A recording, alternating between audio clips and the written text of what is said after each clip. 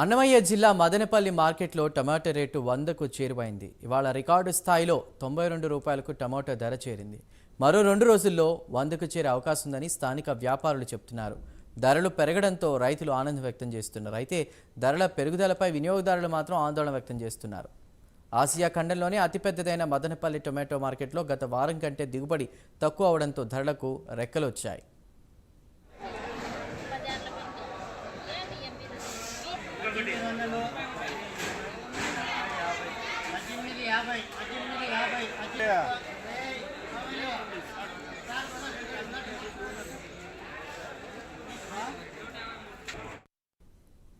గతంలో పంట కోసం అప్పులు చేసిన వారు ఇప్పుడు వచ్చిన ధరలతో కొంచెం ఊరట చెందుతున్నారు.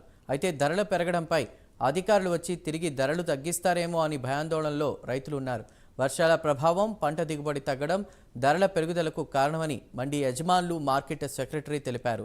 మదనపల్లి టొమాటో మార్కెట్ నుంచి మహారాష్ట్ర, తెలంగాణ, కర్ణాటక తదితర రాష్ట్రాలకు టమోటో ఎగుమతి చేస్తారు.